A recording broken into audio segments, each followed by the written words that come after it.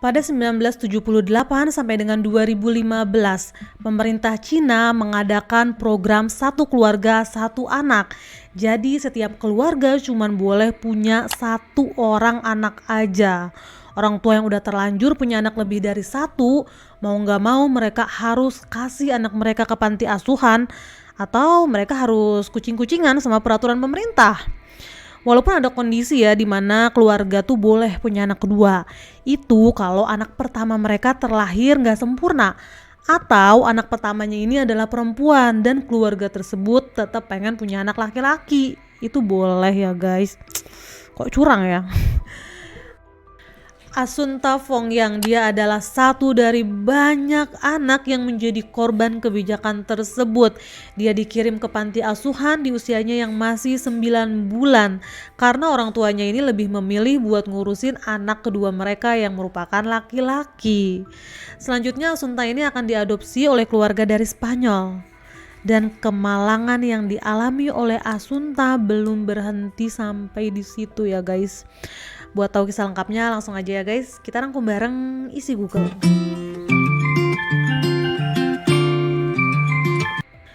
Rosario Porto, dia adalah seorang pengacara yang tinggal di Santiago de Compostela, Spanyol. Rosario ini berasal dari keluarga kelas menengah ke atas. Ayahnya adalah seorang pengacara dan juga pernah jadi konsulat kehormatan di Prancis. Sedangkan ibunya adalah sejarawan dan juga dosen seni. Rosario adalah anak satu-satunya. Jadi dari kecil Rosario ini emang udah terbiasa hidup berkecukupan dan gak pernah bersaing untuk urusan kasih sayang dari orang tua. Secara dia ini kan anak tunggal ya, jadi memang semua perhatian orang tuanya tuh full buat dia. Pada tahun 1990, Rosario ini bertemu dengan seorang jurnalis lepas bernama Alfonso Bastera. Mereka pacaran selama 6 tahun dan akhirnya di tahun 1996 mereka pun menikah. Setelah menikah, mereka ini dikasih hadiah sama orang tuanya Rosario, sebuah apartemen yang mewah dan gede banget di pusat kota Santiago. Memang secara ekonomi orang tuanya Rosario ini sangat berkecukupan ya guys. Tapi mereka yang udah sampai di waktu senja sangat mengharapkan kehadiran seorang cucu.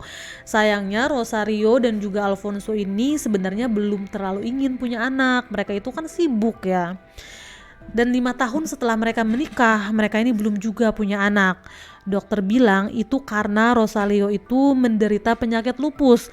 Kalaupun nanti dia hamil, ini bakal membahayakan keselamatannya.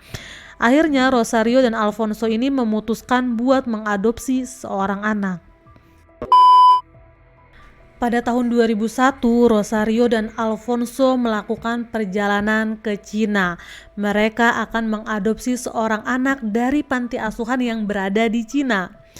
Penerbangan kali itu benar-benar beda banget buat Rosario. Dia gugup, dia nggak bisa tidur selama penerbangan. Dia kayak keringetan dan deg-degan banget. Ini bakal jadi kali pertama dia ketemu dengan calon anaknya. Ketika tiba di panti asuhan tersebut dan ketemu dengan seorang anak perempuan berusia 1 tahun yang bernama Asunta, Rosario ini langsung jatuh cinta pada pandangan pertama. Dia benar-benar seneng banget, dia berpelukan sama Alfonso sambil nangis guys. Dan hari itu pun Asunta resmi diadopsi oleh Rosario dan juga Alfonso. Gadis kecil tersebut diberi nama Asunta Bastera. Dia langsung dibawalah terbang ke Spanyol. Setibanya di Spanyol, tentu aja orang yang paling bergembira adalah orang tuanya Rosario. Akhirnya mereka ketemu juga sama cucu yang udah mereka tunggu-tunggu selama ini. Bukan cuma keluarga Rosario aja yang excited banget dengan kehadirannya Asunta ini. Warga di sekitar tempat tinggalnya Rosario, mereka tuh juga kayak penasaran banget, pengen lihat Asunta tuh kayak gimana. Jadi Asunta ini memang warga keturunan Chinese pertama yang tinggal di wilayah tersebut. Gimana nggak mencolok banget ya guys keberadaannya di tengah masyarakat Spanyol yang memang rata-rata tubuhnya itu kan tinggi, matanya besar, kulitnya coklat, rambutnya ikal. Ada Asunta, anak keturunan Chinese yang tubuhnya mungil, kulitnya putih, matanya sipit, rambutnya lurus. Ya mencolok banget kan? Tapi orang yang benar-benar paling berbahagia, yang benar-benar kaya, selalu membanggakan Asunta adalah kakek dan neneknya. Asunta ini tumbuh dengan baik, dia menjadi anak yang cerdas dan juga sangat berbakat. Setiap pagi ayah dan ibunya ini berangkat kerja, mereka emang sibuk dan Asunta ini bakal main sama kakek dan neneknya. Di usianya yang mulai remaja, Asunta ini sudah menguasai 4 bahasa. Dia bisa bahasa Inggris, bahasa Spanyol, bahasa Cina dan juga bahasa Prancis. Asunta ini juga pandai bermain musik, dia bisa main biola, dia bisa main piano, dia mahir berenang dan dia juga seorang balerina. Bener-bener komplit banget guys. Sampai ibunya Rosario bilang Asunta ini bener-bener anak yang jenius banget. Pada tahun 2009 tiba-tiba aja Rosario ini berubah. Dia merasa ada sesuatu yang aneh dalam dirinya. Dia kayak sering merasa marah, ngerasa sedih, dia nangis. Tapi dia gak tahu alasannya tuh apa. Makin lama gejalanya tuh makin parah. Dia sering ngunci diri di kamar dan berusaha buat nyakitin dirinya sendiri. Akhirnya Rosario ini pun dibawa ke psikiater. Sampai Rosario ini harus nginep di rumah sakit jiwa selama beberapa hari. Tapi gak lama ya guys, setelah itu Rosario boleh pulang. Dia cuma harus check up rutin aja. Nah selama melakukan konsultasi ke psikiater, Rosario tuh bilang gak tahu kenapa belakangan ini dia suka ngerasa agak jengkel sama anaknya Asunta ya guys. Bukan cuma itu, dia bahkan ngerasa Asunta ini jadi saingan dirinya. Nah karena hal tersebut akhirnya psikiater tuh minta agar Rosario dan Asunta ini tinggal terpisah untuk beberapa saat sampai Rosario ini mentalnya kembali stabil. Rosario akhirnya tinggal bersama dengan suaminya Alfonso di apartemen mereka, sedangkan Asunta diungsikan ke villa keluarga mereka di wilayah pedesaan Spanyol bareng sama pengasuhnya. Nah selama tinggal terpisah, Rosario ini malah ngerasa sedih, dia kangen dan dia tuh kayak pengen ketemu terus sama Asunta. Di tengah kondisi Rosario yang lagi berjuang untuk kesehatan mentalnya, dia ini mengalami pukulan yang luar biasa hebat. Sang ibu ditemukan sudah meninggal dunia pada tahun 2011. Satu pagi, Rosario itu menemukan ibunya udah gak bernyawa di atas ranjang. Dibawa ke rumah sakit, dokter bilang ini memang meninggal secara wajar karena sudah berumur. Ibunya ini sudah 78 tahun. Setelah itu Rosario pun minta jasad ibunya ini untuk dikremasi karena abunya mau dia tebar di laut. Karena orang tuanya ini memang suka laut ya guys. Dan kejadian pun berulang. 7 bulan kemudian sang ayah menyusul. Ayahnya ini ditemukan sudah tidak bernyawa di atas kasurnya. Ya sama guys, setelah dicek sama dokter memang ini kejadiannya normal. Ayahnya itu sudah 88 tahun. Rosario juga sama minta ayahnya ini untuk dikremasi. 1 tahun setelah kepergian kedua orang tuanya, Rosario ini kembali mengalami badai besar dalam kehidupannya. Di satu hari, suaminya Alfonso Bastera, dia tuh kayak lagi ngecekin email istrinya. Karena memang Alfonso tuh udah ngerasa ada yang aneh dari istrinya. Dia tuh kayak beda banget. Ternyata betul aja, Alfonso ini nemuin banyak banget email yang aneh antara istrinya dengan seorang pengusaha yang merupakan kliennya. Jadi Rosario ini punya hubungan gelap. Ya jelas Alfonso marah besar. Akhirnya mereka itu sering banget bertengkar hampir setiap hari. Bahkan mereka ini sering bertengkar di depan Asunta. Rumah tangga mereka tuh udah kayak neraka, isinya berantem tiap hari. Puncaknya di tahun 2013, Alfonso dan Rosario pun memutuskan untuk bercerai. Hak asuh atas Asunta jatuh ke sang ayah, Alfonso Bastera. Karena memang Rosario ini kan punya masalah mental, jadi gak boleh lah sama anaknya. Setelah berpisah, Alfonso ini keluarlah dari rumahnya Rosario karena memang rumah yang mereka tempati selama ini kan punyanya Rosario ya. Tapi Alfonso ini tetap mikir kayaknya dia nggak mau tinggal jauh-jauh dari Rosario karena kasihan dong, Asunta kan masih pengen ketemu sama ibunya. Dia pun memutuskan buat nyewa sebuah apartemen kecil yang nggak jauh dari rumahnya Rosario. Ya akhirnya mereka tuh masih sering ketemu lah. Sampai satu ketika Rosario ini mengalami gangguan syaraf. Dia itu sampai harus dirawat di rumah sakit dan kesulitan untuk bergerak. Alfonso sedih ya ngelihat kondisi mantan istrinya kayak gitu. Dia nggak tega, dia tahu betul kalau Rosario tuh nggak punya siapa-siapa. Dia kan ini anak tunggal dan kedua orang tuanya udah meninggal. Akhirnya Alfonso ini pun ngurusin mantan istrinya sampai dia bener-bener sembuh. Nah setelah itu hubungan mereka tuh jadi kayak membaik lagi. Hampir setiap hari mereka makan malam bareng. Bertiga, Rosario, Asunta dan juga Alfonso. Asunta tuh di sini seneng banget. Dia tuh seakan-akan dapet kasih sayang yang lengkap lagi dari kedua orang tuanya. Hari itu Asunta lagi berada di apartemen sang ibu ya Rosario. Nah Rosario tuh bilang dia lagi mau pergi nih ke villa desanya yang ada di daerah pedesaan gitu. Rosario ngajak lah Asunta, tapi Asunta nggak mau ikut. Dia bilang dia lagi ada tugas sekolah yang harus dikerjain. Nah ibunya bilang ibu nggak bakal lama kok, perjalanan dari sini ke rumah desa mereka itu kan cuma 20 menit, pulang pergi 40 menit, nggak sampai 1 jam udah balik lagi. Akhirnya Asunta ditinggal sendiri lah di dalam apartemen. Nah setelah selesai urusannya di rumah pedesaan, balik lagi kan Rosario ke apartemennya dan dia lihat Asunta udah nggak ada. Rosario langsung panik, dia langsung hubungin Alfonso. Alfonso bilang nggak ada, Asunta tuh nggak ada sama dia, dari tadi kan memang lagi sama Rosario. Kan dicari-cari nggak ada. Alfonso dan juga Rosario langsung datang ke kantor polisi. Mereka bilang anak mereka ini hilang secara tiba-tiba. Dan polisi ini mengira ini adalah tindakan penculikan. Secara mereka itu kan memang tinggal di wilayah elit, jadi memang sering jadi target penculikan. Malam itu ada 2 orang laki-laki yang baru aja pulang dari bar menjelang pagi. Mereka jalan kaki berdua lewat wilayah yang emang sepi banget. Sebenarnya ini bukan wilayah yang biasa mereka laluin kalau mau pulang, tapi karena mau lebih cepet ya udahlah ya lewat situ. Nah ketika mereka melewati sebuah wilayah yang udah kayak hutan gitu ya guys, banyak pohon-pohon tinggi, mereka ngeliat ada kayak satu sosok manusia yang lagi tiduran di tanah. Tapi mana mungkin dong ada orang yang tiduran di tanah tengah malam kayak gitu. Temennya bilang mungkin itu kayak ranting-ranting aja kali yang bentuknya kayak manusia. Tapi karena penasaran mereka nyamperin lah, mereka deketin. Pas mereka deket ternyata betul aja guys, ini adalah kayak sosok tubuh anak kecil yang lagi tiduran tengkurap di tanah, tangannya tuh kayak terikat ke belakang.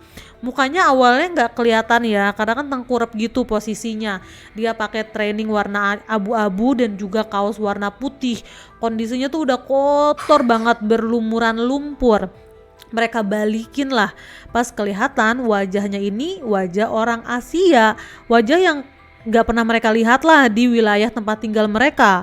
Saat itu juga mereka langsung ngehubungin kantor polisi. Mereka bilang mereka nemuin jasad manusia. Polisi langsung datang ke TKP. Polisi pun memastikan betul anak tersebut sudah tidak bernyawa. Dan tanpa butuh waktu lama, polisi langsung berhasil mengidentifikasi korban tersebut adalah Asunta Bastera yang baru aja kemarin dilaporkan hilang oleh kedua orang tuanya. Malam itu juga polisi langsung ngehubungin Rosario dan juga Alfonso. Mereka bilang menemukan Asunta dalam kondisi yang udah nggak bernyawa. Rosario dan juga Alfonso langsung dipanggil lah buat datang ke rumah sakit dan buat ngeliat langsung jenazahnya. Nah setelah itu Rosario dan juga Alfonso dipanggil juga oleh kepolisian buat dimintai keterangan lebih lanjut. Rosario ini kan bilang ya ke polisi kalau dia terakhir ketemu dengan Asunta jam 7 malam. Dia tinggalin Asunta ini sendiri di apartemennya karena dia mau pergi sebentar ke rumah pedesaan mereka. atau villa keluarga gitu. Nah ternyata lokasi villa keluarga tersebut hanya berjarak 5 km aja dari lokasi penemuan jasadnya Asunta.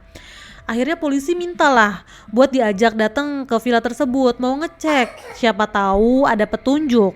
Rosario ngeiyain, mereka berangkatlah berdua, hanya berdua aja nih, cuma Rosario sama satu polisi. Nah ketika tiba di villa tersebut, polisi bilang, tolong jangan sentuh apapun dulu ya, karena nanti tim forensik kepolisian bakal datang. Takutnya ada barang atau sesuatu yang hilang, atau ada jejak yang harusnya ada jadi nggak ada. Rosario ngeiyain lah. Setelah itu polisi ini izin buat ke toilet sebentar. Ternyata polisinya tuh bener-bener kayak cepet banget ke toiletnya. Mungkin cuma cuci tangan aja ya. Pas dia keluar, tiba-tiba Rosario udah nggak ada di tempat yang tadi mereka tinggalin gitu. Dan polisi ini ngedenger ada suara kaki yang naik ke lantai 2. Langsung diikutin lah sama polisi ini. Ternyata itu Rosario, dia lagi menuju ke lantai 2 dan masuk ke salah satu kamar. Polisi ini bener-bener langsung cepet-cepet ngikutin. Ternyata Rosario ini mau ngambil sebuah tempat sampah yang ada di kamar tersebut. Polisi langsung ngeberhentiin Rosario dan mengamankan tempat sampah tersebut. Pas polisi lihat, dalamnya tuh kayak ada beberapa lembar kertas dan juga tali plastik berwarna orange. Nah tempat sampah beserta isinya pun langsung dibawa untuk diselidiki lebih lanjut. Semenjak kejadian tersebut, polisi jadi curiga banget sama Rosario. Buat apa dia berusaha menyembunyikan sesuatu yang ada di dalam tempat sampah tersebut?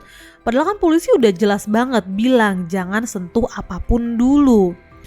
Dan disinilah polisi dapat petunjuk pertama. Jadi ketika Asunta ini ditemukan, di samping tubuhnya ada tali plastik. Sebenarnya kayak sisa-sisaan aja ya guys. Dan warnanya orange. Sama persis sama tali plastik yang ada di dalam tempat sampah tersebut. Setelah polisi cek tali plastik tersebut, sayangnya nggak ada sidik jarinya Rosario.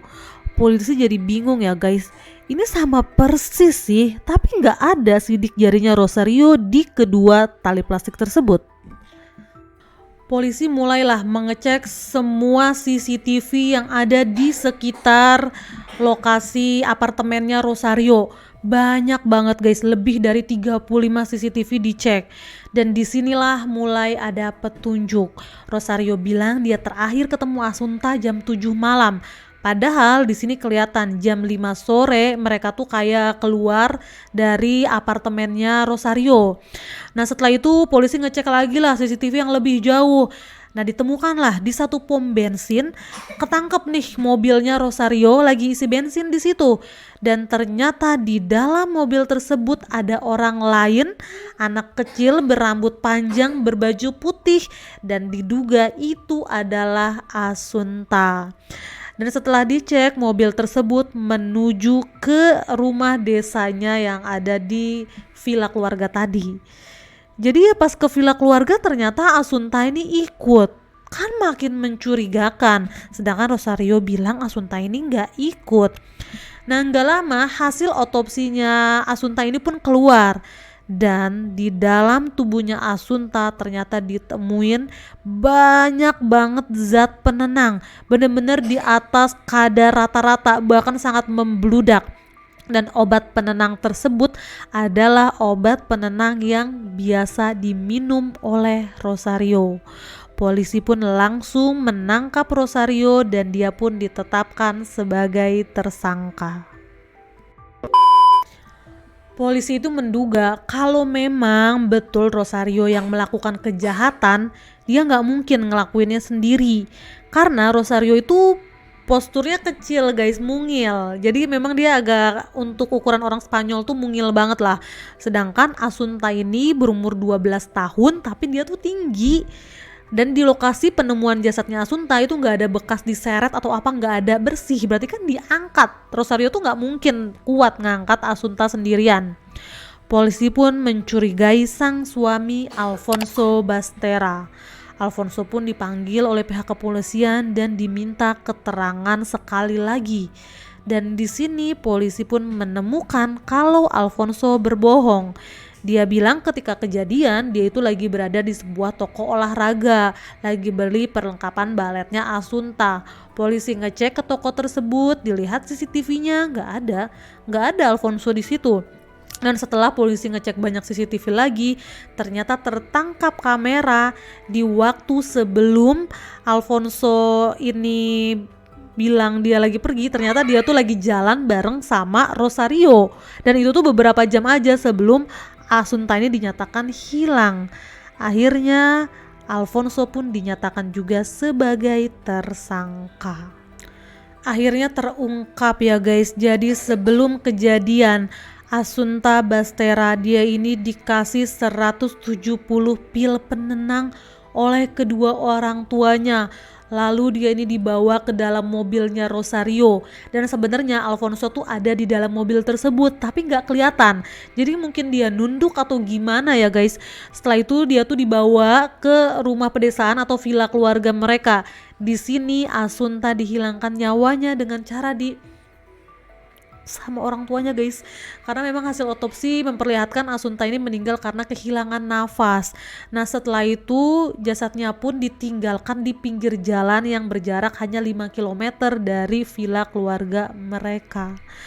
Lalu di sini yang bikin banyak detektif di Spanyol tuh kebingungan apa motif dari kejahatan yang dilakukan oleh kedua orang tuanya Asunta ini. Bukti persidangan akhirnya menunjukkan hal yang gak terduga ya guys. Jadi ternyata dari awal Rosario ini memang gak mau punya anak, tapi orang tuanya mendesak. Orang tuanya bilang kalau dia gak punya anak maka gak akan dikasih harta warisan. Dan setelah kedua orang tuanya meninggal, mereka ini malah memberikan seluruh harta warisannya ke cucu kesayangan mereka, Asunta. Rosario jelas jengkel banget ya guys. Dan Rosario ini memang dari semenjak dia sakit dia tuh udah gak bekerja. Jadi dia memang mengandalkan uang dari keluarganya aja. Belum sampai di situ, polisi juga mencurigai kalau kedua orang tuanya Rosario ini dihilangkan nyawanya oleh sang anak. Karena walaupun udah berumur, kedua orang tuanya tuh sehat banget kondisinya, nggak punya penyakit serius dan memang rajin check up ke rumah sakit. Tiba-tiba aja ditemuin udah nggak bernyawa di dalam rumah mereka. Polisi tuh sempat minta supaya dilakukan otopsi karena kan memang kematiannya tuh dibilang gak wajar. Tapi Rosario gak mau, bahkan dia tuh minta kedua orang tuanya dikremasi secepat mungkin. Kayak baru hari itu masuk orang tuanya ke rumah sakit, dia minta hari itu juga langsung dikremasi. Bahkan tercatat Rosario tuh kayak nelponin rumah sakit berkali-kali supaya orang tuanya tuh dikremasi hari itu juga. Tapi memang polisi nggak bisa membuktikan hal tersebut ya guys, karena jasadnya ini kan udah dikremasi, jadi nggak bisa dicek lagi. Dan sang ayah Alfonso Bastera ternyata dia adalah seorang pedofil guys.